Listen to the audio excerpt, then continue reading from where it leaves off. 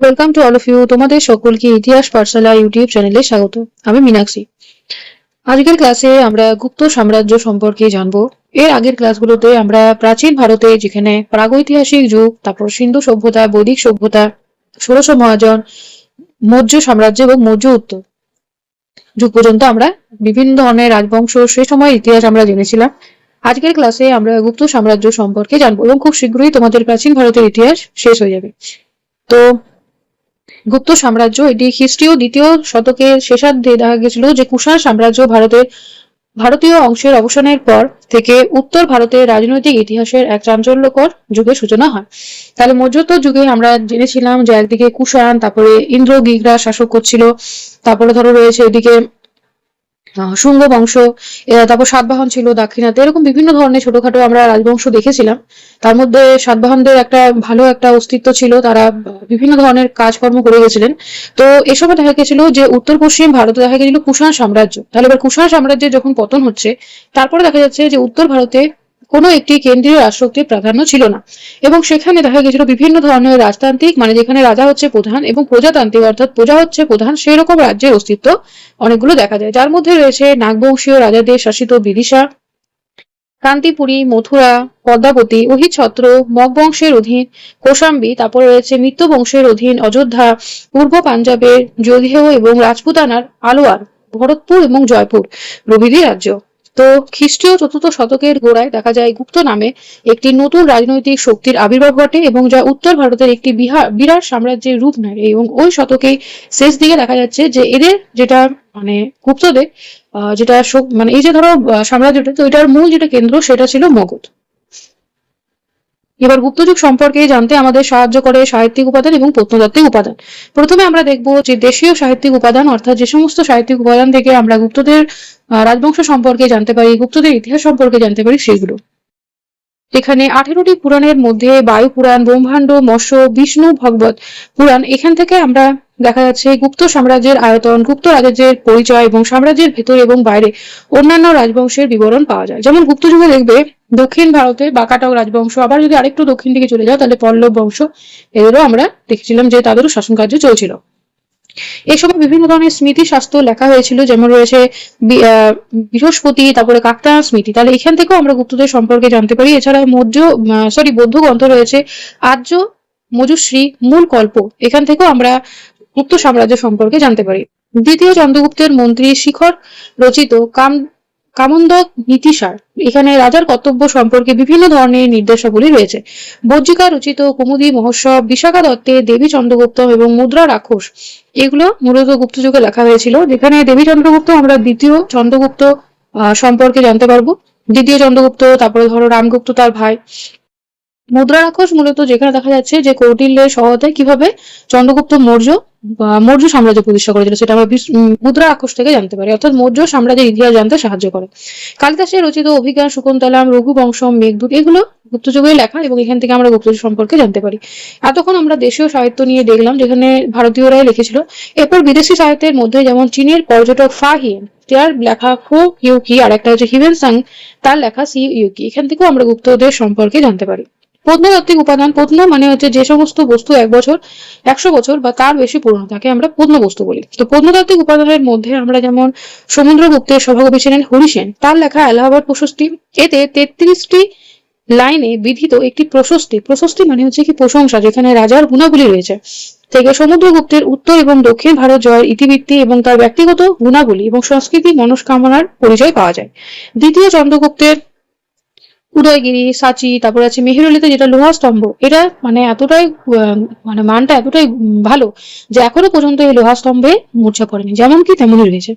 প্রথম কুমারগুপ্তের সময় রয়েছে দামোদরপুর, তারপর হচ্ছে কারাইকুড়ি, বোগাই গ্রামে প্রাপ্ত লেখ বা তাম্য শাসন, মানে যেখানে তামার পাতের উপর লেখা হতো। স্কন্দগুপ্তের ভিতিরি লেখ এবং জুনাগড় লেখ। বুধগুপ্তের রয়েছে দামোদর গ্রাম্য শাসন।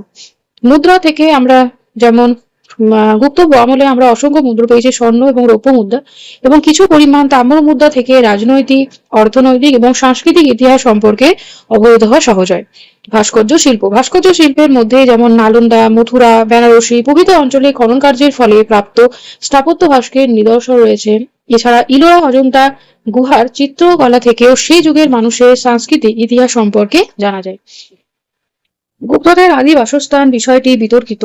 এক শ্রেণীর পণ্ডিত মনে করে যে গুপ্তদের আদি বাসস্থান সম্পর্কে পূর্ব ভারতের বাংলা, মুর্শিদাবাদ এবং মালদা জেলা এবং বিহারের মগধকে চিহ্নিত করেছেন। তাহলে গুপ্তদের আদি বাসস্থান কি তা নিয়ে পণ্ডিত মহলে বিভিন্ন ধরনের বিতর্ক রয়েছে, যার মধ্যে দেখা যাচ্ছে যে এক শ্রেণীর ঐতিহাসিকরা মনে করে যে গুপ্তরা পূর্ব ভারতের বাংলার মুর্শিদাবাদ, মালদহ জেলা এবং বিহারের মগধকে চিহ্নিত করেছেন। তাদের মধ্যে দেখা যাচ্ছে পণ্ডিতদের মধ্যে হচ্ছেন John Allan, D C Ganguly, R C. Majumdar, Sudhakar Chattopadhyay এবং এ.কে. মজুমদার। আরেক শ্রেণীর পণ্ডিতগণ তারা মনে করেন যে উত্তরপ্রদেশের পূর্বাংশ অর্থাৎ এলাহাবাদ, সারনাথ অঞ্চলকে গুপ্তদের আদি বাসস্থান বলে মনে করেন। তো এই শ্রেণীর পণ্ডিতদের মধ্যে রয়েছে ডক্টর এস.আর. গয়াল, তারপরে আছে পি.এল. গুপ্ত, ডক্টর রামশরণ শর্মা। গুপ্ত রাজবংশের প্রতিষ্ঠা সাধারণভাবে গুপ্ত রাজবংশ শুরু হয়েছিল 319 থেকে 390 খ্রিস্টাব্দে। কারণ এই সময় প্রথম চন্দ্রগুপ্ত সিংহাসন বসেন এবং সিংহাসন আহরণ কালকে স্মরণ রাখার জন্য গুপ্তাব্দ প্রচলন করে এবং প্রথম চন্দ্রগুপ্তের উপাধি ছিল মহারাজাধিরাজ এবং তাই প্রথম চন্দ্রগুপ্তকে গুপ্ত রাজবংশের প্রকৃত প্রতিষ্ঠাতা বলা হয়। তো প্রথম যে চন্দ্রগুপ্ত রয়েছে তার পূর্বেও দেখা গেছে দুজন শাসকের নাম, তাদের সম্পর্কে জানবো, যার মধ্যে রয়েছে যে এই বংশের পূর্ববর্তী দুজন শাসক প্রথম চন্দ্রগুপ্তের আগে শ্রীগুপ্ত এবং ঘটোৎকচ। এই দুই শাসকের নামের আগে মহারাজ উপাধি থেকে অনুমান করা হয় যে এরা স্বাধীন ছিলেন না, হয়তো কোনো শাসকের অধীনে সামন্ত হিসাবে কাজ করতেন, যার জন্য দেখা যাচ্ছে যে প্রথম চন্দ্রগুপ্তকে গুপ্ত বংশের প্রকৃত প্রতিষ্ঠাতা বলা হচ্ছে। শ্রীগুপ্ত ছিলেন গুপ্ত রাজবংশের আদি পুরুষ এবং ঘটোৎকচ গুপ্তের পুত্র ছিলেন প্রথম চন্দ্রগুপ্ত, যিনি গুপ্ত সাম্রাজ্যের প্রকৃত প্রতিষ্ঠাতা এবং তিনি উপাধি নিয়েছিলেন মহারাজাধিরাজ। তাহলে তার উপাধি হচ্ছেন মহারাজাধিরাজ এবং 319 থেকে দেখা যায় যে 320 খ্রিস্টাব্দ পর্যন্ত গুপ্তাব্দ বা গুপ্ত সংবাদ চালু করা হয়। তাহলে গুপ্তাব্দ হচ্ছে গুপ্ত প্লাস অব্দ। তাহলে এখানে দুটো শব্দ রয়েছে, গুপ্ত প্লাস অব্দ। প্রথম চন্দ্রগুপ্তের রাজত্বকালে সর্বাপেক্ষা উল্লেখযোগ্য ঘটনা হলো লিছিবি বংশের সঙ্গে বৈবাহিক সম্পর্ক স্থাপন। তিনি বৈশালী লিছিবি বংশের মহাকন্যা মহাদেবী কুমারী দেবীকে বিবাহ করেছিলেন এবং এই বিবাহের প্রধান গুরুত্ব ছিল গুপ্ত বংশের গৌরব এবং মর্যাদা বৃদ্ধি, বিহারের লৌহ খনিগুলির উপর গুপ্তদের অধিকার প্রতিষ্ঠা করা। এছাড়া গুপ্ত রাজ্যের সঙ্গে বৈশালী সংযুক্ত সম্ভব হয়েছিল। তিনি 335 খ্রিস্টাব্দ পর্যন্ত 325 খ্রিস্টাব্দ পর্যন্ত রাজত্ব করেছিলেন। কোথাও কোথাও আবার সেটা 340 রয়েছে। তার মৃত্যুর পূর্বে দেখা যাচ্ছে যে তার পুত্র হচ্ছে সমুদ্রগুপ্ত কে উত্তরাধিকার হিসাবে মনোনীত করা হয়। তাহলে এরপর আমরা সমুদ্রগুপ্ত সম্পর্কে জানবো। সমুদ্রগুপ্তের সময় দেখা গেছিল যে গুপ্ত সাম্রাজ্যের যেটা বিস্তার সেটা ব্যাপক আকারে বৃদ্ধি পেয়েছিল। সমুদ্রগুপ্ত, তাহলে প্রথম চন্দ্রগুপ্তের পুত্র ছিলেন সমুদ্রগুপ্ত, যিনি 335 থেকে 375 খ্রিস্টাব্দ পর্যন্ত শাসন করেছিলেন। গুপ্ত সম্রাট সমুদ্রগুপ্তকে লিছিবি দ্রোহিত বলা হয়, অর্থাৎ সমুদ্রগুপ্তের মা ছিলেন কুমারী দেবী, ছিলেন লিছিবি রাজবংশ কন্যা। তাহলে লিছিবি রাজবংশের কন্যা, তার জন্য সমুদ্রগুপ্তকে লিছিবি দৌহিত্রী বলা হয়। এলাহাবাদ প্রশস্তির 29 নম্বর ছত্রে দেখা যায় যে সমুদ্রগুপ্তকে লিছিবি দৌহিত্রী বা লিছবি দ্রোহিত্রসী বলা হয়েছে। আর্যাবর্ত উত্তর ভারত জয় এলাহাবাদ প্রশস্তির একাদশ স্তবকে 21 নম্বর পংক্তি থেকে জানা যায় যে সমুদ্রগুপ্ত উত্তর ভারতের 9 জন রাজাকে পরাজিত ও উচ্ছেদ করেছিল। তো এই 9 জন রাজার এখানে নাম দেওয়া রইল, যার মধ্যে রয়েছে শক শাসক দ্বিতীয় রুদ্রদামন, তারপর রয়েছে রাজা মতিল, তারপর রয়েছে নাগদত্ত, এছাড়া রয়েছে রাজা চন্দ্রবর্মন। নাগ বংশীয় রাজা হচ্ছে গণপতি নাগ, অচ্যুত, পদ্মাবতী রাজা হচ্ছে নাগসেন, তারপর রয়েছে রাজা নন্দী আর বলবর্মন। এই 9 জন দেখা গেল যে রাজার নাম রয়েছে, যেখানে দেখা যাচ্ছে যে সমুদ্রগুপ্ত উত্তর ভারতের 9 জন রাজাকে পরাজিত এবং উচ্ছেদ করেছিলেন। এখন আমরা দক্ষিণ ভারতে যেটা রাজ্য জয় সেটা সম্পর্কে জানবো। দক্ষিণ ভারতে দেখা গিয়েছিল যে তিনি একটি নীতি গ্রহণ করেছিলেন, যেটার নাম হচ্ছে গ্রহণ, পরিমোখ এবং অনুগ্রহ নীতি নামে পরিচিত। যেখানে সমুদ্রগুপ্ত দাক্ষিণাত্য অভিযানে এক অভিনব নীতি গ্রহণ করেছিলেন। তিনি 12 জন রাজাকে পরাজিত করেছিলেন। এলাহাবাদ প্রশস্তি দ্বাদশ স্তবক থেকে জানা যায় যে তিনি তাদের প্রথমে পরাজিত এবং বন্দী করেন অর্থাৎ গ্রহণ, পরে তাদের মুক্তি দেন অর্থাৎ পরিমোখ, এবং তারপর দেখা যায় তিনি পরাজিত শত্রুর বস্ত্রতা স্বীকার এবং কর প্রদানের বিনিময়ে তাদের রাজ্য ফিরিয়ে দেওয়া, যেটাকে বলে অনুগ্রহ। এই তিনটা মিলে হয় গ্রহণ, পরিমোখ আর একটা হচ্ছে অনুগ্রহ। প্রথমে দেখা যাচ্ছে যে তাদেরকে পরাজিত করা, বন্দী করা, তারপর মুক্তি দেওয়া এবং তারপরে কি তাদেরকে তাদের রাজ্য ফিরিয়ে দেওয়া এবং তার বর্ষতা স্বীকার করা। সমুদ্রগুপ্ত উপলব্ধি করেছিলেন যে রাজধানী পাটলিপুত্র থেকে সদূর দক্ষিণ ভারতে পূর্ণ রাজকৃতিত্ব বজায় রাখা এবং প্রত্যক্ষভাবে শাসন করা খুবই কঠিন, যার জন্য দেখা গেছিল যে তিনি দক্ষিণ ভারতের রাজাদের রাজ্য ফিরিয়ে দিয়েছিলেন। তিনি দক্ষিণ ভারতে যে সকল 12 জন রাজাকে পরাজিত করেছিলেন তার মধ্যে রয়েছে মহেন্দ্র, ব্যাঘ্ররাজ, মন্তরাজ, তারপর আছে মহেন্দ্রগিরি, স্বামী দত্ত, তারপর রয়েছে এই গোপলের দমন, বিষ্ণুগোপ, তারপরে নীলরাজ, হস্তি বর্মন। এছাড়া রয়েছে উগ্রসেন, কুবের এবং ধনঞ্জয়। এরপর আমরা দেখবো যে আটবিক রাজ্য জয়। আটবিক মানে হচ্ছে বন, তাহলে আটবিক মানে হচ্ছে বন। সেখানে দেখা যাচ্ছে যে মধ্য ভারতের কিছু আটবিক রাজা অর্থাৎ অরণ্যের অধিপতি 5টি প্রত্যন্ত প্রদেশ যারা সমুদ্রগুপ্তের আনুগত্য স্বীকারে বাধ্য হয়েছিল, এবং প্রান্ত প্রদেশগুলো ছিল সীমান্তবর্তী রাজ্য এবং সমুদ্রগুপ্ত এদের কদর রাজ্য হিসাবে পরিণত করেছিল।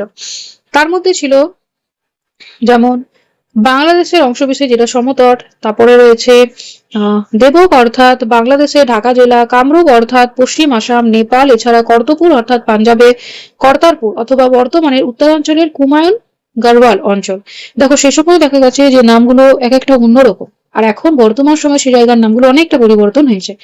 আরেকটা জিনিস লক্ষ্য করবে যে প্রাচীন ভারতের ইতিহাসে আমরা আনুমানিক এই শব্দটা ব্যবহার করি, কারণ সেখানে যেমন দেখবে যখন আমরা আধুনিক ভারতের ইতিহাস পড়ি তখন দেখবে আমরা সাল বলি, সেটা তারিখ বলি, কিন্তু প্রাচীন ভারতের ইতিহাসে সেই রকম ভাবে মানে যে এই সময় হয়েছিল তো ওইটা দেখা যাচ্ছে আশেপাশে, তো যার জন্য দেখা যাচ্ছে আনুমানিক শব্দটা ব্যবহার করা।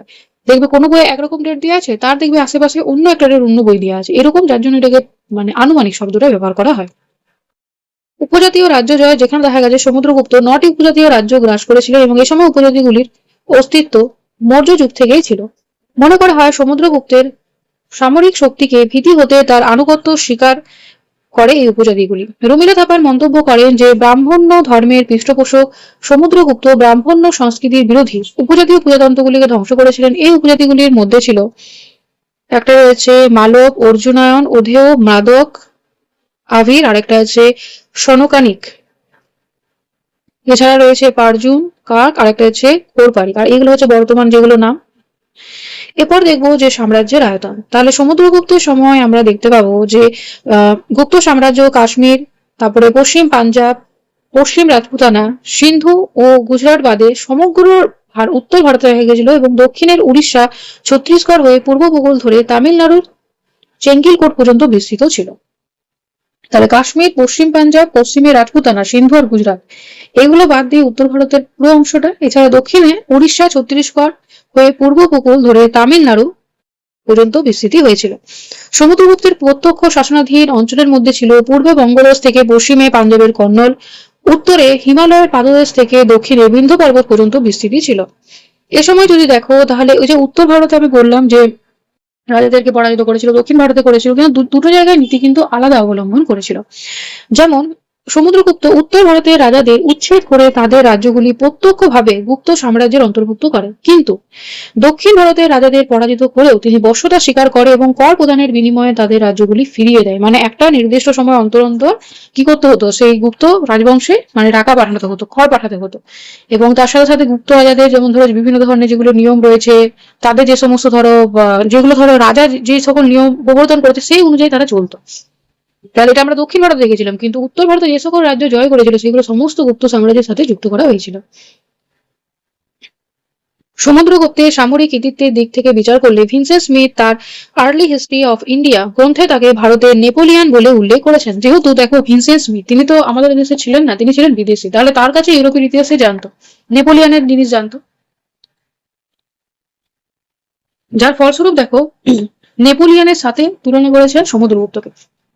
যদিও দেখা যায় যে সমুদ্রগুপ্ত নেপোলিয়নের জীবন কাহিনী আর সমুদ্রগুপ্তের জীবন কাহিনী অনেকটাই পার্থক্য ছিল, দেখো সমুদ্রগুপ্ত কিন্তু কখনো পরাজিত হয়নি, কিন্তু নেপোলিয়ন দেখা গেছে যে জীবনের প্রথম দিকে জয়ী হলেও শেষ পর্যন্ত দেখা গেছিল যে জীবনের শেষ দিকে খুবই ভয়ঙ্কর ভাবে দেখা গেছিল তার পতন ঘটেছিল। বহু যুদ্ধে সে হেরেছিল, কিন্তু ভিনসেন্ট স্মিথ যেহেতু ধরো এদেশে ছিল না, তার জন্য সে ছিল ইউরোপে তোধা সাইডেরই।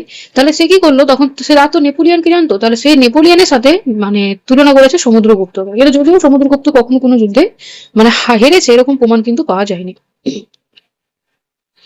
এরপর দেখা যাচ্ছে যে সমুদ্রগুপ্ত উত্তর ভারত, দক্ষিণ ভারত, এছাড়া আরবিক অঞ্চল, এই সমস্ত আমরা দেখলাম অঞ্চলগুলো দখল করেছে। এবং তারপর দেখা যাচ্ছে যে অশ্বমেধের যজ্ঞের অনুষ্ঠান করে। অশ্বমেধের যজ্ঞ হচ্ছে এমন একটা যজ্ঞ যেখানে একটা ঘোড়াকে মানে রাজার যে প্রভাব প্রতিষ্ঠালী সে সকল রাজাই কিন্তু অশ্বমেধের যজ্ঞ করতো, যেখানে একজন ঘোড়াকে পুজো করা হতো, অনেক ধরনের রিচুয়ালস ছিল সেখানে। তারপর সেই ঘোড়াটাকে ছেড়ে দেওয়া হতো মূলত 1 বছরের জন্য, এবং সেই ঘোড়াটা যে যে অঞ্চলের মধ্য দিয়ে যেত সেসব অঞ্চলগুলো সেই রাজার অধীনে যেত, এবং সে মানে রাজাটা দেখা যেত সৈন্যরা সেই ঘোড়াটার পেছন পেছনই যেত। এবার কেউ যদি ঘোড়াটাকে আটকাতো তখন সেই দেশের রাজার সাথে যে মানে যে ঘোড়াটাকে ছেড়েছে যে রাজ্যের রাজা তার সাথে তার যুদ্ধ হতো। তো এটাকে বলা হতো অশ্বমেধের যজ্ঞ। এছাড়া দেখো যে তিনি বিভিন্ন ধরনের সার্বভৌম শক্তির অধিকারী হিসাবে তিনি অশ্বমেধ পরাক্রম, তারপর আছে পরামাঙ্ক, তারপর আছে সর্বরাজ্য ছেত্রা, অপরিহত প্রভৃতি উপাধি ধারণ করেছিলেন। সমুদ্রগুপ্ত দেখা গেছিল যে তার মুদ্রায় আমরা বিনা বাদনরত মূর্তি এবং সঙ্গীতের প্রিয় দর্শদার পরিচয় পাওয়া যায়। দেখো রাজা যেটা পছন্দ করবে সেই কিন্তু সেটা মুদ্রায় অঙ্কিত করতে চাইবে, অর্থাৎ এখান থেকে বোঝা যায় যে তিনি সঙ্গীত এবং শিল্পকলার প্রতি তার একটা অকৃত্রিম একটা ভালোবাসা ছিল। এছাড়া দেখা যাচ্ছে যে তিনি কবি এবং গুণীজনদের সমাদর করতেন।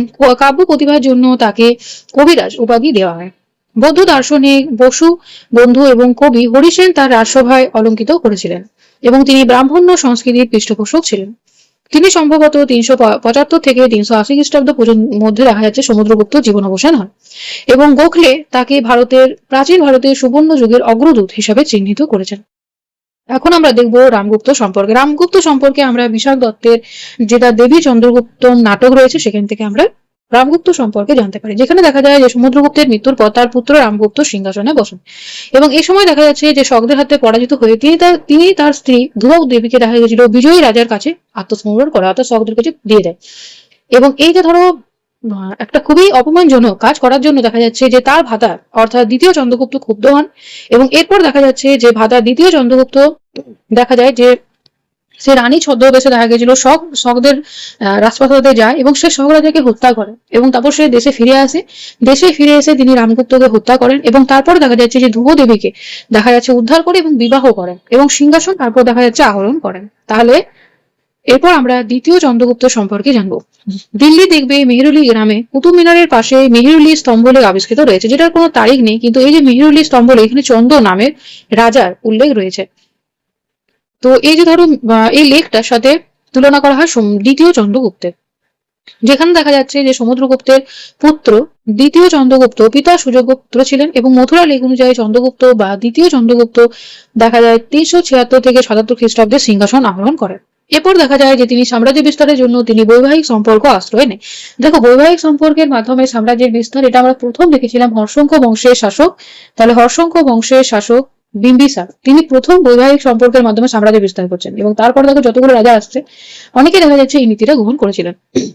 মধ্য ভারতের শক্তিশালী নাগবংশের কন্যা কুবেরনাকে বিবাহ করেন, এবং তার কন্যা অর্থাৎ দ্বিতীয় চন্দ্রগুপ্তের কন্যা হচ্ছেন প্রভাবতীর সঙ্গে বাকাটক রাজ দ্বিতীয় রুদ্র সেনের বিবাহ দেন। তিনি কুন্তল বা কর্ণাটকের কাদম্ব বংশের রাজকন্যার সঙ্গে নিজ পুত্রের বিবাহ দিয়েছিলেন। এভাবে দেখা গেছিল যে তিনি বৈবাহিক নীতির মাধ্যমে সাম্রাজ্যের বিস্তার ঘটিয়েছিলেন। এখন আমরা দেখব শক যুদ্ধ, যেখানে দ্বিতীয় চন্দ্রগুপ্তের রাজত্বকালে দেখা যাচ্ছে সর্বাধিক গুরুত্বপূর্ণ ঘটনা হলো পশ্চিম ভারতের শকদের বিরুদ্ধে যুদ্ধ।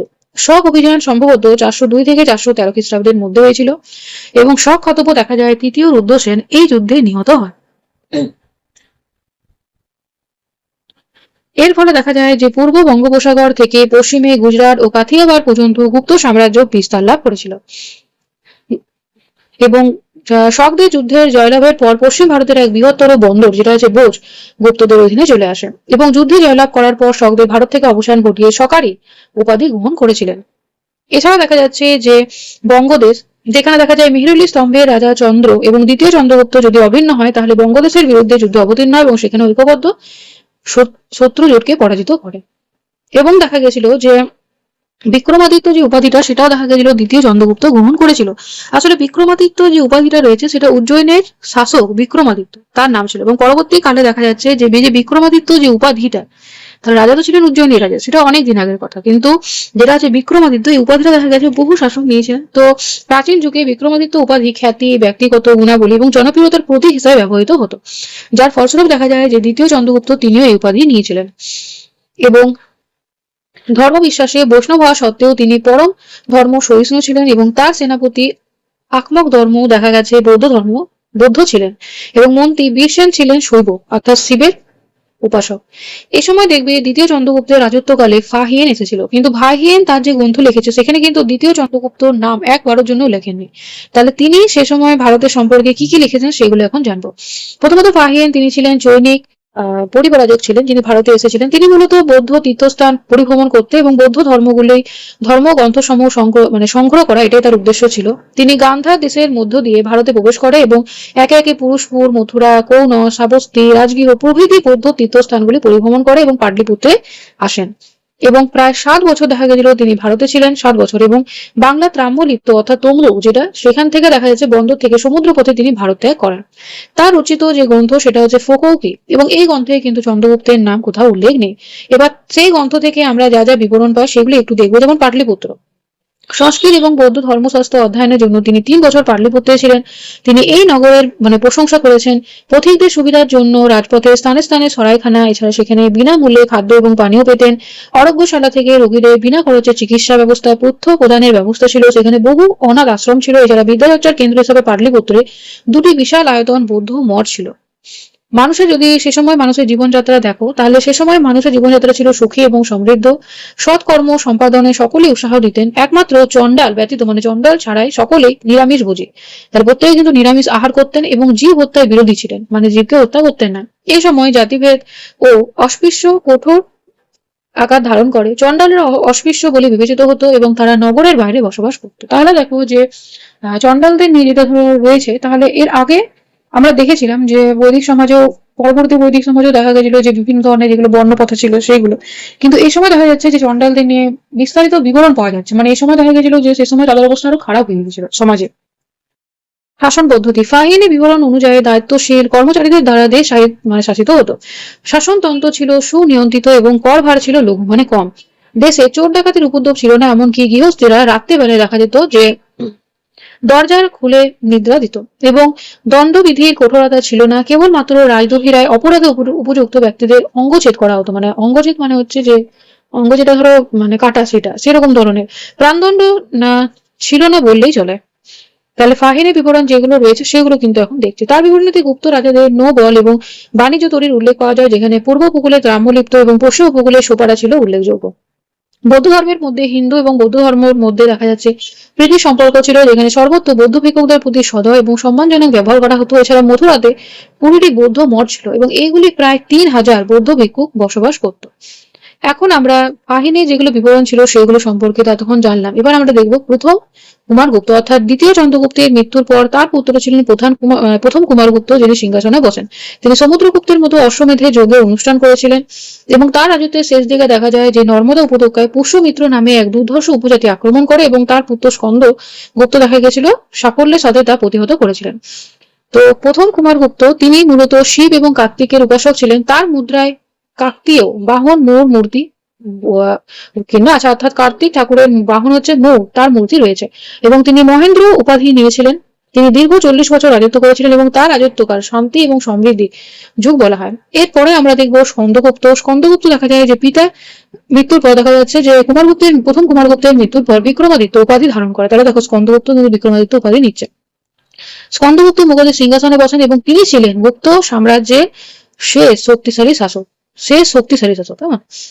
উত্তরপ্রদেশের গাজীপুরে প্রাপ্ত তারিখবিহীন ভিতারি লেখ, সেখানে যেটা স্তম্ভ লেখ রয়েছে, সেখানে তিনি মালব এবং মধ্য ভারত অঞ্চলে কোন আক্রমণ প্রতিহত করেছিলেন এবং এই সাফল্যের জন্য ডক্টর রমেশ চন্দ্র মজুমদার স্কন্দগুপ্তকে ভারতের রক্ষাকারী বলেছেন। এছাড়া সুদর্শন যেটা হ্রদ রয়েছে সৌরাষ্ট্রে, সেই হ্রদের সংস্করণও করেছিলেন এবং জনকল্যাণমূলক কাজে তার প্রকৃষ্ট উদাহরণ। এছাড়া দেখা যাচ্ছে যে শাসন কার্য পরিচালনার জন্য তার পরামর্শদাতা ছিলেন সুরাষ্ট্রের প্রদেশপাল পণ দত্ত। তারপরে তার পুত্র রয়েছে চক্র পালিত, অন্তবেদীর বিষয়পতি সর্বনাগ, কৌশলের শাসক হচ্ছে ভীম বর্মন। তিনি দেখা গেছিল কৃষ্ণ এবং বিষ্ণুর উপাসক হয়ে বৌদ্ধ ধর্মের প্রতি শ্রদ্ধাশীল ছিলেন। আর্য মজুশ্রী মূল কল্পগ্রন্থে তাকে একজন শ্রেষ্ঠ ন্যায়সম্মত নিরপেক্ষ রাজা বলা হয়েছে, মানে যিনি নিরপেক্ষভাবে বিচার করতেন। তার জীবন অবস্থায় সুবিশাল গুপ্ত সাম্রাজ্য অটুট থাকলেও এরপর দেখা যাচ্ছে যে সাম্রাজ্য ধীরে ধীরে বিনষ্ট হতে থাকে। তাহলে আমরা পড়েছিলাম হুন, তাহলে এখন হুনদের নিয়েও একটু জানবো। যেখানে দেখা যাচ্ছে যে মধ্য এশিয়া থেকে আগত এক নিষ্ঠুর এবং দুর্ধর্ষ শ্বেতকায় জাতি হচ্ছে হুন। স্কন্দগুপ্তের সঙ্গে দেখা গেছে যে এক হুন রাজাদের যুদ্ধ হয়েছিল এবং তার নাম জানা যায়নি। তবে স্কন্দগুপ্তের সাথে যে রাজার যুদ্ধ হয়েছিল হুন রাজা, তার নাম কিন্তু জানা যায়নি। পরবর্তীকালে দেখা যাচ্ছে যে দুজন রাজা গুপ্ত সাম্রাজ্য আক্রমণ চালিয়েছিল, তাদের মধ্যে রয়েছে তোহরমান আর একটা ছিল মিহিরপুর। এ সময় দেখা যায় যে যশোবর্মন তিনি ছিলেন গুপ্ত রাজাদের অধীনে এক সামন্ত শাসক এবং গুপ্তদের দুর্বলতার সুযোগ নিয়ে তিনি ষষ্ঠ শতকে গোড়ায় অর্থাৎ প্রথম দিকে মান্দাসরে একটি স্বাধীন রাজ্য প্রতিষ্ঠা করেছিল এবং তিনি 533 খ্রিস্টাব্দে রাজা মিহিরকুলকে পরাজিত করে এবং মধ্য ভারতের হুন সাম্রাজ্য যেটা স্থাপনের স্বপ্ন চূর্ণ করে দেয়। এখন আমরা স্কন্দগুপ্তের পরবর্তী বংশধর যেমন ধরো রয়েছে পুরুগুপ্ত, তারপরে নরসিংহগুপ্ত, দ্বিতীয় কুমারগুপ্ত, বুধগুপ্ত, এদের আমরা দেখা যাচ্ছে যে তারা শাসক হয়েছিল। এরপর যেমন রয়েছে বালাদিত্য, তারপরে বৈনগুপ্ত, ভানুগুপ্ত, বিষ্ণুগুপ্তের নাম পাওয়া যায়। তোরমান এবং মিহিরকুলের নেতৃত্বে হুনরা পাঞ্জাব এবং মালব স্বরাষ্ট্র অধিকার করে নেয় এবং খ্রিস্টীয় ষষ্ঠ শতকের প্রথমার্ধে দেখা যায় পশ্চিম ভারত বস্তুত গুপ্তদের হাতছাড়া হয়, মানে এতদিন পর্যন্ত ওখানে ছিল কিন্তু ওটা তাদের আস্তে আস্তে সরে যায় তাদের অধীন থেকে। এবং ওই শতাব্দীর মধ্যভাগে দেখা যাচ্ছে মগধ গুপ্তদের হস্তগত হয়, তাহলে মগধদের কিন্তু কেন্দ্রবিন্দু ছিল মগধ, তাহলে মগধও এবার চলে যাচ্ছে। তো এতক্ষণ পর্যন্ত আমরা গুপ্ত সাম্রাজ্য সম্পর্কে দেখলাম, তাদের শাসকদের সম্পর্কে জানলাম, তারপর গুপ্ত সাম্রাজ্য ধীরে ধীরে কিভাবে পতনে ধরে যাচ্ছে সেটাও আমরা দেখলাম। তো এরপর আমরা গুপ্তদের সময়ে যেটা প্রশাসনিক ব্যবস্থা ছিল সেটা সম্পর্কে জানবো। যে কেন্দ্রীয় ব্যবস্থা, যেখানে প্রথম চন্দ্রগুপ্তের পর থেকে সমস্ত গুপ্ত রাজারাই মহারাজাধি রাজ নিত, এছাড়া রাজাধি রাজ, পরম রাজাধিরাজ, রাজাধি রাজশ্রী এই সমস্ত উপাধি নিত এবং রাজপথ ছিল বংশানুক্রমিক। তবে রাজা দেবতার সৃষ্টি মধ্যযুগের মানে মৌর্য যুগের এই ধারণাটা গুপ্ত যুগে পরিত্যক্ত করা হয়েছিল, মানে এটা মানা হতো না।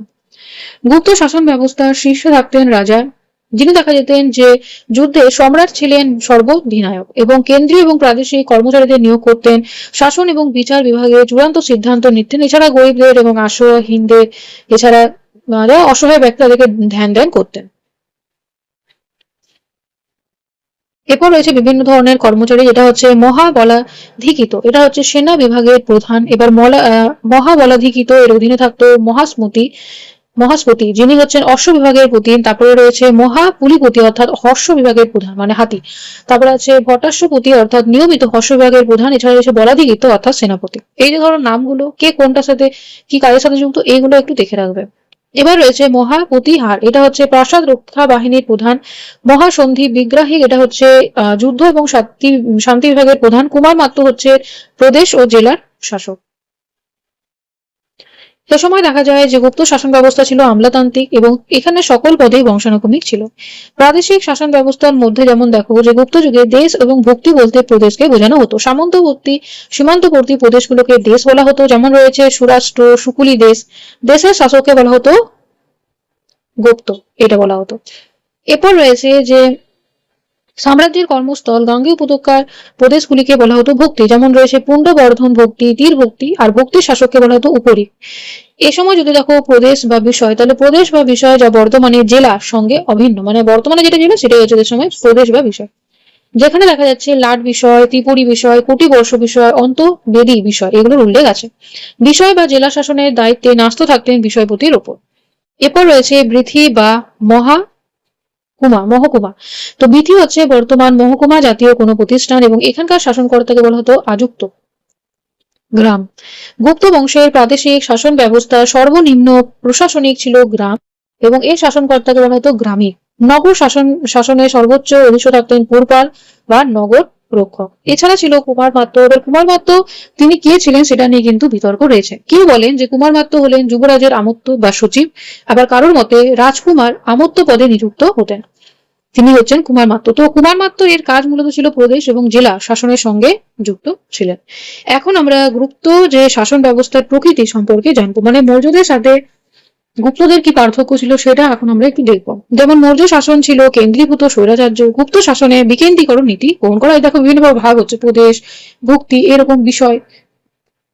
তারপরে রয়েছে মৌর্য সাম্রাজ্যের তুলনায় গুপ্ত সাম্রাজ্যের ক্ষমতা ছিল অনেক সীমিত। মধ্যযুগে জনপ্রতিনিধি সভার অস্তিত্ব ছিল না, কিন্তু গুপ্ত যুগে গ্রাম, নগর, জেলা স্তরের জনপ্রতিনিধিমূলক ভূমিকা ছিল। আরেকটা দেখবে যে মৌর্যদের সময় যেটা সাম্রাজ্যের বিস্তার, সেটা পুরোটাই ছিল, যেটা ধরো চেন, চোল, পাণ্ডব, যেটা তোমাদের আমি ক্লাস নিয়েছিলাম, সেই জায়গাটা বাদ দিয়ে পুরো ভারতটা ছিল মৌর্যদের শাসনের অধীনে ছিল, উত্তর পশ্চিম ভারত পর্যন্ত চলে যাচ্ছে।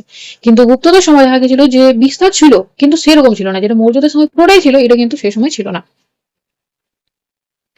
এবার দেখবো যে বিকেন্দ্রীকরণের প্রয়োগ, যেখানে গুপ্ত শাসন ব্যবস্থায় গ্রামগুলি ছিল স্বাধীন এবং স্বয়ংসম্পন্ন। গ্রামের প্রধানকে কুলাধিকরণ নামে গ্রাম্য পরিষদ এবং জেলার শাসক হচ্ছে অধিষ্ঠানাধিকরণ নামক জেলা পরিষদের সাহায্য শাসন পরিচালনা করতেন। এছাড়া ছিল নগর শাসনে গিল্ড বা নিগমগুলি প্রধান গুরুত্বপূর্ণ ভূমিকা পালন করেছিল। স্থানীয় শাসনে জনপ্রতিনিধিদের ভূমিকার জন্য গুপ্ত শাসনকে বিকেন্দ্রীকরণ বলা হয়। অর্থাৎ বিভিন্ন ধরনের দেখা যাচ্ছে আমরা মানে প্রথমে দেখো রাজ্য রয়েছে, তার অধীনে এরকম ভাবে ভাগ করা ছিল পুরো সাম্রাজ্যটা। এই সময় যদি ভূমি ব্যবস্থা দেখো, তাহলে একটা ছিল অগ্রহার ব্যবস্থা, যেখানে দেখা যেত যে ব্রাহ্মণ পুরোহিতদেরকে দেখা যেত মঠ মন্দির প্রচুর দেওয়া হতো, এবং এখানে কিন্তু তাদের কাছে কিন্তু সেই জমিতে কখনো কর নেওয়া হতো না, যার জন্য নিষ্কর জমি বলা হতো। এবং এই যে প্রথা, এটাকে বলা হয় অগ্রহার প্রথা।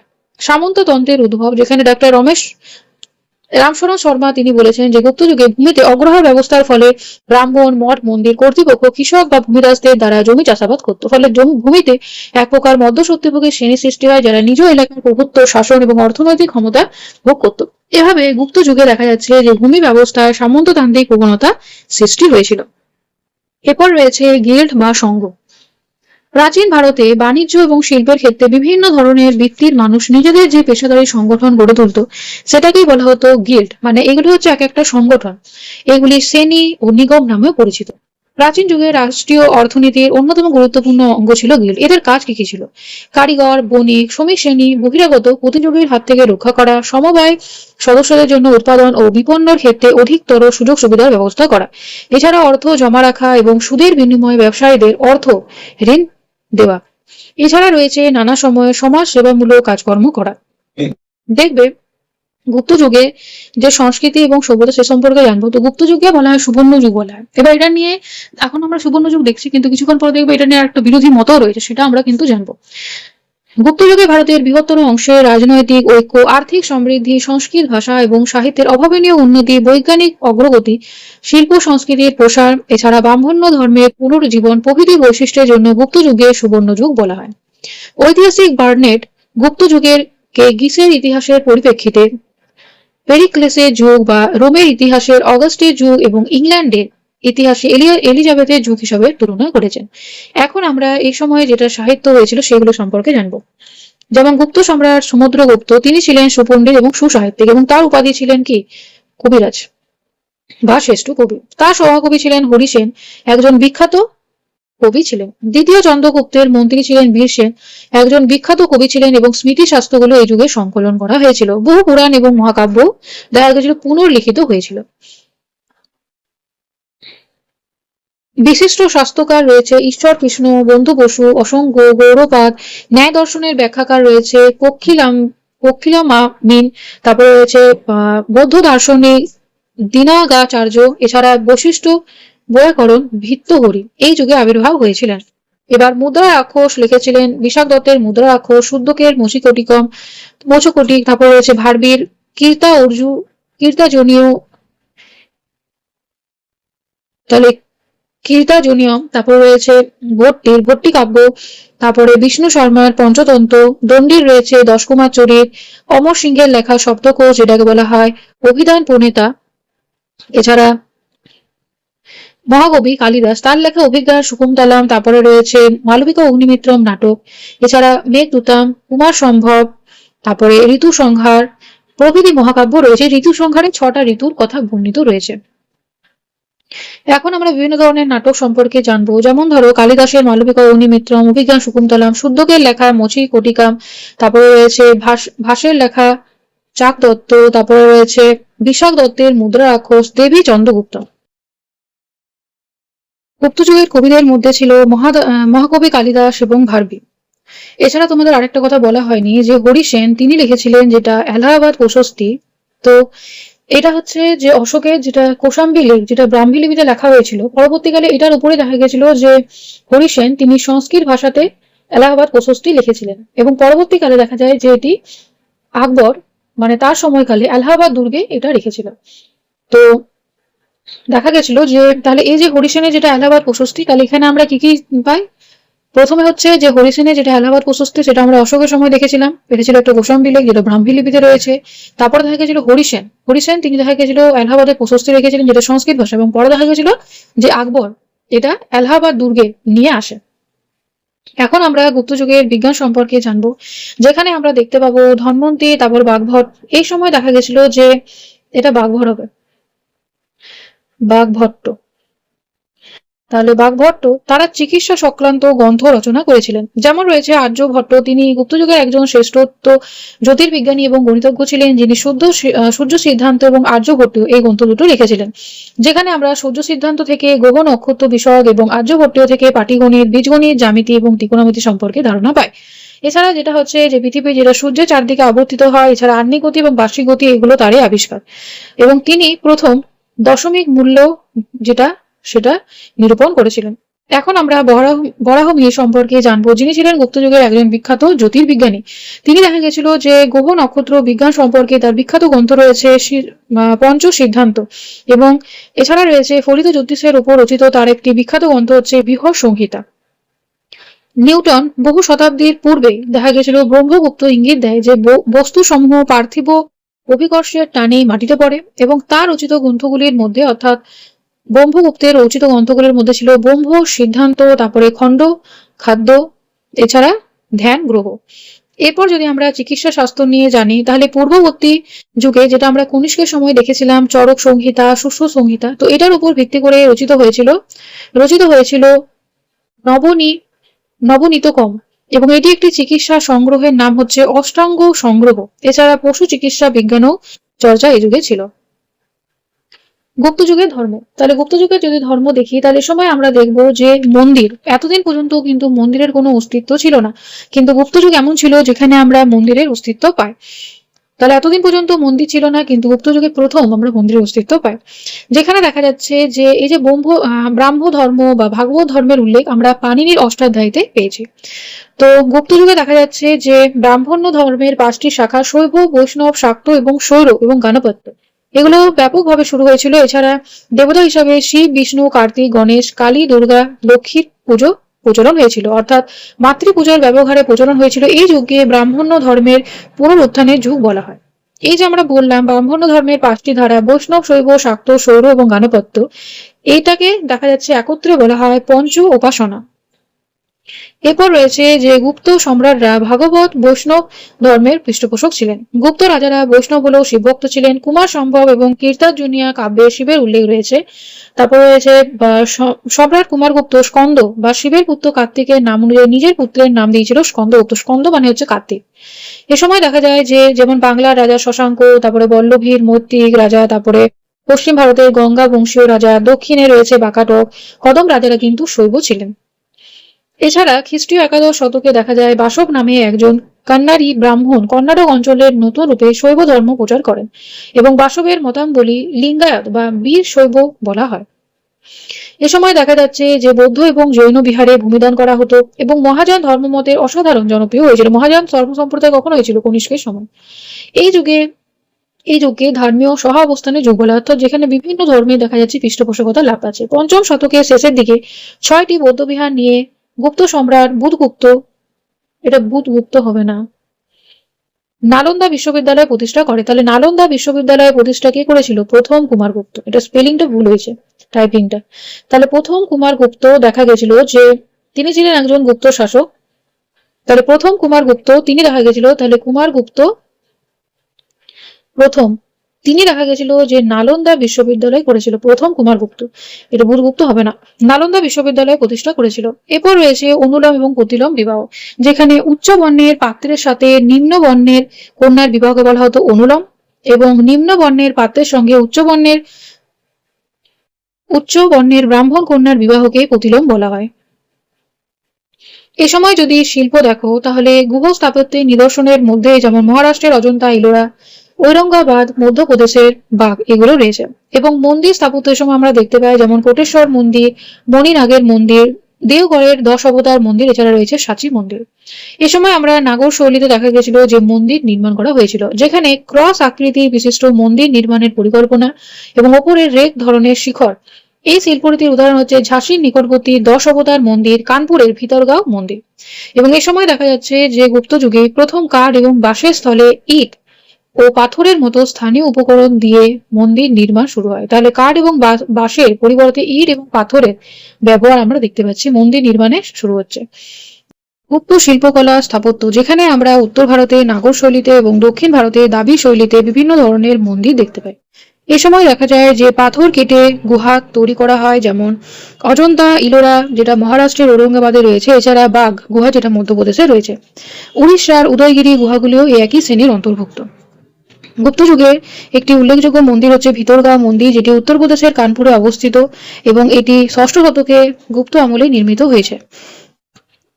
পরবর্তী সময়ে দেখা যায় যে 18 শতাব্দীতে বজ্রপাতের ফলে এই মন্দিরে যে উপরে যে কক্ষটি কিছুটা ক্ষতিগ্রস্ত হয়। এবং ভিতরগাঁও মন্দির ইট এবং পোড়ামাটি দিয়ে তৈরি। এখানে মন্দিরের নিয়ে বিভিন্ন ধরনের রয়েছে, যেখানে বারান্দা, গর্ভগৃহের ছাদ, গম্বুজাকৃতি খিলানযুক্ত এবং গর্ভগৃহটি দেখতে অনেকটা তীরথের মতো। গর্ভগৃহ মানে যেখানে দেবদেবীর মূর্তি রাখা হয়। এছাড়া দেখা গেছে যে বিভিন্ন ধরনের এই যে মন্দিরের দেওয়ালগুলোতে, তাহলে ভিতরগাঁও মন্দিরটি অতি অসাধারণ স্থাপত্য সৌন্দর্য রয়েছে এবং এই সুসজ্জিত দেওয়ালগুলিতে বড় বড় দেখা গেছে যে কুলুঙ্গি রয়েছে এবং যা অলঙ্কৃত স্তম্ভের মাঝে অবস্থিত, যেখানে দেওয়ালে আমরা বিভিন্ন ধরনের কাহিনী, পৌরাণিক গল্প, দেবদেবীর ছবি রয়েছে, এছাড়া পাখি, প্রাণী এবং পশুর মূর্তি রয়েছে। মন্দিরটি পোড়ামাটির ভাস্কর্য দিয়ে সজ্জিত, যেখানে গণেশ, মহিষাসুর মর্দিনী এবং নদী দেবীর মতো ধর্মীয় বিষয়ের পাশাপাশি দেখা গেছে যে সীতাহরণ এবং নারায়ণের তপস্যার পৌরাণিক কাহিনীও দেখা গেছে বর্ণিত রয়েছে, অর্থাৎ দেওয়ালে বিভিন্ন ধরনের গল্প তুলে ধরা হয়েছে। এরপর রয়েছে দেওঘরের 10 অবতার মন্দির, যেটি ঝাঁসিতে রয়েছে। তাহলে ঝাঁসিতে রয়েছে এবং এটি হচ্ছে একটি বিষ্ণু মন্দির, যেটি গুপ্ত আমলে তৈরি হয়েছিল এবং এই মন্দিরটি ছিল প্রথম পঞ্চায়তন মন্দির।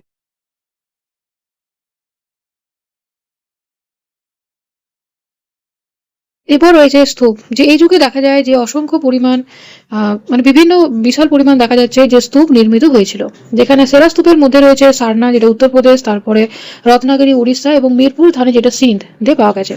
ভাস্কর্য অর্থাৎ মূর্তির মধ্যে যেমন পাথরের ভাস্কর্য রয়েছে, যেমন সারনাথের সুপরিচিত দণ্ডায়মান বুদ্ধ মূর্তিটি একটি অন্যতম নিদর্শন। ব্রাহ্মণ্য মূর্তিগুলির মধ্যে সম্ভবত উদয়গিরির একটি গুহার প্রবেশ পথে অবস্থিত বিশাল বরাহ মূর্তিটিও সবচেয়ে চিত্তাকর্ষক। এগুলো আমরা গুপ্ত যুগে পাই। ধাতব মূর্তির মধ্যে তাহলে প্রথমে দেখলাম যে পাথরের, এবার আমরা ধাতব মূর্তি দেখব। ধাতব মূর্তির মধ্যে যেমন ছিল বিহারের নালন্দায় অবস্থিত বুদ্ধের প্রায় 18 ফুট উঁচু একটি ত্রাম্য মূর্তি, এছাড়া 7.5 ফুট সুলতানগঞ্জ বুদ্ধ মূর্তি। তাহলে সুলতানগঞ্জে একটি মূর্তি পাওয়া গেছে বুদ্ধের। এরপর দেখবো যে উদয়গিরির বরাহ, যেটি মধ্যপ্রদেশের উদয়গিরির গুপ্ত আমলে খ্রিস্টীয় 4র্থ থেকে 6ষ্ঠ শতাব্দীতে, এবং এই মন্দিরগুলি পাথুরে পাহাড় কেটে তৈরি, যেখানে হিন্দু মন্দির এবং বিষ্ণুকে বরাহ অবতার বা বরাহ মুখী হিসাবে দেখানো হয়েছে। এবং এখানে দেখা যাচ্ছে যে দেবতা মহাজাগৃতি জলরাশি থেকে জেগে উঠেছে, আদিম সর্প দানমানবকে পরাজিত করেছেন এবং দেবী ভূদেবীকে অর্থাৎ পৃথিবী উদ্ধার করছে, যিনি তার দাঁত থেকে ঝুলে আছে। তাহলে এই যে মূর্তিটা রয়েছে এটা নিয়ে রয়েছে, যেখানে উদয়গিরির বরাহ, এটি বিষ্ণুর বরাহ যে অবতার রয়েছে, তো সেটার মাধ্যমে দেখা গেছে যেখানে বিষ্ণুর বরাহ অবতার দেখা যাচ্ছে যে সর্প দানবকে পরাজিত করছে এবং ভূদেবী অর্থাৎ পৃথিবীকে উদ্ধার করছে, যিনি তার দাঁত থেকে ঝুলে আছেন। এরকম টাইপের একটা মূর্তি এখান থেকে পাওয়া গেছে।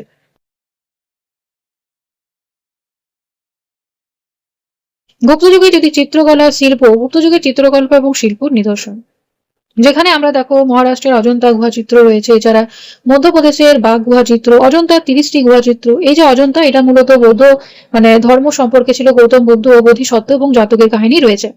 এবং চিত্রকলাগুলির মধ্যে রয়েছে বোধিসত্ত্ব, অবলোকিতেশ্বর, তারপরে হচ্ছে পদ্মপাণির মূর্তি এবং শয়নের ভঙ্গিতে নারী। এটা শয়নের ভঙ্গিতে বুদ্ধের মূর্তি হবে, এটা নারী হবে না, বুদ্ধের মূর্তি রয়েছে। এরপর রয়েছে বাণিজ্য, যে বিভিন্ন লেকমালা এবং ভূমিদান শ্রেণীগুলিতে সেচটি এবং স্বার্থবাহ এছাড়া অর্থাৎ ধনী, অভিজাত এবং বণিক নেতার বারবার উল্লেখ রয়েছে। গুপ্ত যুগে ব্যবসা বাণিজ্য দেখা যেত যে জলপথ এবং স্থলপথে হতো। অভ্যন্তরীণ বাণিজ্যের মধ্যে যেখানে ছিল অভ্যন্তরীণ বাণিজ্য পরিচালিত হতো দীর্ঘদিনের পরিচিত স্থলপথে, এবং জলপথ রূপে ব্যবহৃত হতো গঙ্গা, যমুনা, নর্মদা, গোদাবরী, কৃষ্ণা ও কাবেরীর মতো নদীগুলি। সমকালীন নদী বন্দরের মধ্যে ছিল বোস, তারপরে রয়েছে উজ্জয়িনী, এছাড়া রয়েছে বিদিশা, প্রয়াগ, কৌশাম্বী, বানারসি, অহিচ্ছত্র, মথুরা, গয়া, পাটলিপুত্র এবং ত্রাম্বলিপ্ত। এ প্রসঙ্গে বলে রাখি যে স্কন্দগুপ্ত, তাহলে স্কন্দগুপ্তের সময় দেখা গেছিল যে স্কন্দগুপ্ত তিনি দেখা গেছিল যে 9 প্রকারের মুদ্রা, তাহলে 9 প্রকারের মুদ্রা করেছিল, যার মধ্যে 5 প্রকার হচ্ছে সোনার মুদ্রা এবং 4 প্রকার হচ্ছে রূপোর মুদ্রা, এটা করেছিল। তাহলে স্কন্দগুপ্ত তিনি 9 প্রকার মুদ্রা করেছিলেন, যার মধ্যে 5 প্রকার হচ্ছে সোনা এবং 4 প্রকার হচ্ছে রূপার মুদ্রা। এছাড়া কুমারগুপ্ত প্রথম যিনি নালন্দা বিশ্ববিদ্যালয় প্রতিষ্ঠা করেছিল, তাহলে কুমারগুপ্ত প্রথম তিনি দেখা গেছিল যে 15 প্রকার মুদ্রা প্রবর্তন করেছিলেন, যার মধ্যে দেখা যাচ্ছে যে 9 প্রকার হচ্ছে সোনার মুদ্রা এবং 6 প্রকার হচ্ছে রূপোর মুদ্রা। এ সময় দেখো যদি কিছুগুলো কর রয়েছে সেগুলো একটু বলে দিই, যে বিভিন্ন ধরনের কর রয়েছে। যেমন ধরো প্রথমে রয়েছে ভাগ, তাহলে ভাগ হচ্ছে যে উৎপাদিত করের 1/6 ভাগ দিতে হতো। তারপরে রয়েছে ভোগ, যেটা মূলত জ্বালানি, কাঠ, ফুল ইত্যাদি থেকে প্রাপ্ত কর। এছাড়া রয়েছে কর, যেটার মানে হচ্ছে যে কর মানে হচ্ছে গ্রামের মানুষদের প্রদত্ত কর। এছাড়া রয়েছে বলি মানে হচ্ছে রাজাকে স্বতঃস্ফূর্ত হয়ে দেওয়া কর, মানে যেটা ইচ্ছায় দেওয়া হতো। তারপরে রয়েছে উদ্যোক্তা হচ্ছে পুলিশ কর, যেখানে স্থায়ী প্রজার উপর কর ধার্য করা হতো। এছাড়া রয়েছে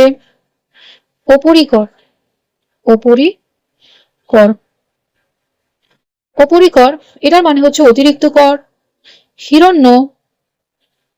হিরণ্য মানে হচ্ছে স্বর্ণ মুদ্রায় প্রদত্ত কর। তারপরে রয়েছে ভূত, যেখানে দেখা যায় বিভিন্ন প্রকারের ধর্মীয় কর। হালি বক্র মানে হচ্ছে জমি চাষের কর। শুল্ক অর্থাৎ বণিকদের প্রদত্ত কর। তারপরে রয়েছে ক্ষিপ্ত আর একটা হচ্ছে ক্ষিপ্ত ও উপক্ষিপ্ত। এটার মানে হচ্ছে ক্রয় ও বিক্রয় কর। আর একটি যেটা লাস্ট কর সেটা হচ্ছে মূলাকর, এটার মানে হচ্ছে উপজাতিদের দ্বারা প্রজাকে প্রদত্ত কর, যেটা উপজাতিরা রাজাকে যে করটা প্রদত্ত করতো সেটাকেই বলা হয় উপকর। তাহলে এতগুলো করের কথা কিন্তু আমরা গুপ্ত যুগে জানতে পারি। সাধারণত গুপ্ত যুগেই বলো বা মৌর্য যুগেই বলো, সে সময় 1/6 অংশ কর বসানো হতো। গুপ্ত যুগে দেখা যাচ্ছে যে ভারত থেকে যে সমস্ত পণ্য রপ্তানি হতো তার মধ্যে ছিল মশলা, গোলমরিচ, চন্দন কাঠ, মুক্তো, বিভিন্ন ধরনের সুগন্ধি দ্রব্য, নীল এবং মৃগ নাভি, এবং আমদানির মধ্যে ছিল রেশম, হাতির দাঁত, ঘোড়া, তামা এবং নীলকান্ত মণি। সে সময় নারীর অবস্থান, গুপ্ত যুগে কোনো অঞ্চলে নারীরা দেখা যেত রাজ্য শাসন করতেন, যেমন ছিল প্রভাবতী দেবী। উচ্চ বর্ণের মেয়েদের শিক্ষার ক্ষেত্রে যথেষ্ট সুযোগ ছিল। এই যুগে বাল্য প্রথা, সতীদাহ প্রথার প্রথম আমরা যদি বলা হয় যে মানে প্রমাণ পাওয়া যায় কোন লেখে, সেটা হবে এরান লেখ, যেখানে দেখা যাচ্ছে যে ভানুগুপ্তের সময় সতীদাহ প্রথা আমরা পেয়েছিলাম এরান লেখ থেকে। এছাড়া রয়েছে গণিকা বৃত্তি, দেবদাসী প্রথা, তারপরে রয়েছে স্বয়ংবর প্রথা, অর্থাৎ প্রভৃতি প্রথা বেশিরভাগ নারী জীবনকে দুর্বিষহ করেছিল, মানে কঠিন করে দিয়েছিল। যদি দাসপ্রথা দেখো তাহলে গুপ্ত যুগে দাসপ্রথার অস্তিত্ব ছিল। এই যুগে উচ্চ জাতের কোনো মানুষ বৈরাগ্য পথ থেকে বিচ্যুত হলে বা কোনো স্ত্রী লোক দাসকে বিবাহ করলে তাকে দাসত্ব ভোগ করতে হতো। এই যুগে দাসদের কাজ ছিল পারিবারিক কাজ এবং তার পরিবারের ব্যক্তিগত সুখ স্বাচ্ছন্দ্যের দিকে লক্ষ্য রাখা। এবার এই যুগকে কেন সুবর্ণ যুগ বলা যায় না সেটা দেখবো। দেখো কোনো একটা যুগ যখন আমরা দেখি, তাহলে এই যেমন ধরো দেখলাম গুপ্ত সাম্রাজ্য, তাহলে গুপ্ত সাম্রাজ্যের একটা ছিল রাজনৈতিক দিক, তারপরে রয়েছে অর্থনৈতিক অর্থনৈতিক তারপরে রয়েছে ধরো সামাজিক এবং সাংস্কৃতিক, যেগুলো ধরো একটা ইয়েতে থাকে সাংস্কৃতিক। তো গুপ্ত যুগকে যদি দেখো তাহলে সাংস্কৃতিক দিক দিয়ে সে কিন্তু পরিপূর্ণ ছিল। রাজনৈতিক, অর্থনৈতিক, সামাজিক যদি সব ধাপ দিয়েই দেখা যায় যে কোনো একটা যুগ সব দিক দিয়ে যদি উন্নত হয় তাহলে সেটাকে সুবর্ণ যুগ বলা যায়। তাহলে গুপ্ত যুগ কিন্তু এই যে ধরো রাজনৈতিক, অর্থনৈতিক, সামাজিক এই দিকগুলো থেকে কিন্তু গুরুত্বপূর্ণ ছিল না। এই সময় দেখো আমরা চন্ডালের দেখতে পাচ্ছি, তারপরে ধরো নারীদের ক্ষেত্রে সতীদাহ প্রথা শুরু হয়ে যাচ্ছে। তো এই সময় দেখা যায় যদি সাংস্কৃতিক দিক দিয়ে দেখতে যাও তাহলে সাংস্কৃতিক দিক দিয়ে কিন্তু এটা সুবর্ণ যুগ ছিল, কিন্তু বাকি দিক দিয়ে কিন্তু এটাকে সুবর্ণ যুগ বলা যায় না। তাহলে এটা সাংস্কৃতিক দিক দিয়ে গুপ্ত যুগে আমরা সুবর্ণ যুগ বলতে পারি। এবার কেন সুবর্ণ যুগ বলা যায় না এটা নিয়ে রয়েছে। সংস্কৃত ভাষা ছিল উচ্চ শ্রেণীর শিক্ষিত মানুষের ভাষা, সাধারণ মানুষের কথা বলতো প্রাকৃত ভাষা অর্থাৎ লোকাল ল্যাঙ্গুয়েজে, যা ছিল গুপ্ত যুগে অবহেলিত। এই যুগে শিল্প এবং ভাস্কর্য ছিল উচ্চ শ্রেণীর, জমির মালিকানা হস্তান্তরিত হলে কৃষকও হস্তান্তরিত হতো। এছাড়া দেখো ভূমিদাস প্রথা, দাস প্রথার সাধারণ মানুষের জীবনকে দুর্বিষহ করেছিল। নারী সমাজ সম্পূর্ণভাবে পুরুষের নিয়ন্ত্রণাধীন হয়ে পড়েছিল। তাই সাহিত্য এবং শিল্পের ক্ষেত্রে গুপ্ত যুগকে সুবর্ণ যুগ বললেও সামাজিক, অর্থনৈতিক ক্ষেত্রে কখনোই তা ঠিক নয়। ইতিহাসবিদ ডক্টর এন ঝা গুপ্ত যুগকে সুবর্ণ যুগ বলার বিরুদ্ধে তীব্র আপত্তিকর করেছে এবং তিনি জোরের সঙ্গে বলেছেন যে এটি হচ্ছে একটি মিথ এবং অধিকথন ছাড়া আর কিছু নয়। তাহলে এটা তিনি বলেছেন। এছাড়া আরেকটা জিনিস, কিছুগুলো জিনিস রয়েছে, যেমন ধরো এখানেই বলি, যেমন ক্ষত্রিয় যে কায়স্থ বলে একটা শ্রেণী রয়েছে যারা বিভিন্ন ধরনের লেখালেখির কাজ করতো, কায়স্থ। তাহলে কায়স্থ বলে একটা শ্রেণী ছিল যারা বিভিন্ন ধরনের লেখালেখির কাজ করতো, তাদের দেখা গেছিল উত্থান আমরা গুপ্ত যুগে দেখতে পেয়েছিলাম।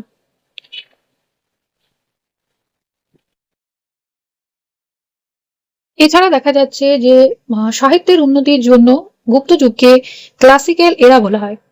তাহলে ক্লাসিক্যাল এরা বলা হয় গুপ্ত যুগকে, কি জন্য বলা হয়? সাহিত্যের জন্য। আর যেটা হচ্ছে কালিদাস, তাহলে কালিদাসকে উইলিয়াম শেক্সপিয়ার বলা হয়। তাহলে কালিদাসকে উইলিয়াম শেক্সপিয়ারের সাথে তুলনা করা হয়, উইলিয়াম শেক্সপিয়ার।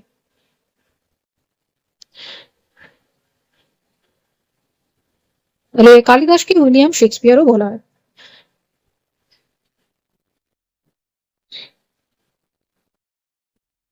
তাহলে এতটা পর্যন্ত আমরা আলোচনা করেছিলাম। এরপর আমরা দেখবো যে গুপ্ত সাম্রাজ্যের পতনের কারণ কি কি কারণে এই সাম্রাজ্যের পতন হলো। দেখো যার উত্থান হয়েছে তার পতন একদিন না একদিন হবে। তো স্কন্দগুপ্তের পর দেখা যায় শক্তিশালী রাজ্যের রাজার অভাব, কেন্দ্রীয় শক্তির দুর্বলতা, সামন্ত রাজাদের স্বাধীনতা ঘোষণা। তারপরে রয়েছে ভারতে রোম বাণিজ্য, তাহলে ভারত এবং রোম বাণিজ্যের অবক্ষয়, গুপ্ত সাম্রাজ্যের আর্থিক দুর্বলতা, সামন্ত প্রথার উদ্ভব এবং প্রভাব এবং গুপ্ত সাম্রাজ্যের উপর ক্রমাগত হুন জাতির আক্রমণ। তার আজকের ক্লাসে আমরা গুপ্ত যুগ সম্পর্কে জানলাম। তোমরা জানাবে যে তোমাদের ক্লাসগুলো কেমন লাগছে এবং খুব শীঘ্রই তোমাদের প্রাচীন ভারতের ইতিহাসের যে সিরিজটা রয়েছে সেটা আমি কমপ্লিট করবো। তোমরা বলবে যদি তোমাদের অন্য কোনো টপিক থেকেও যদি জানানো থাকে ইতিহাস বিষয়ে তাহলে তোমরা কমেন্টে করবে, আমি তোমাদের সেই ভিডিওই দেওয়ার চেষ্টা করবো। Thank you for watching. Please like, share, subscribe my channel.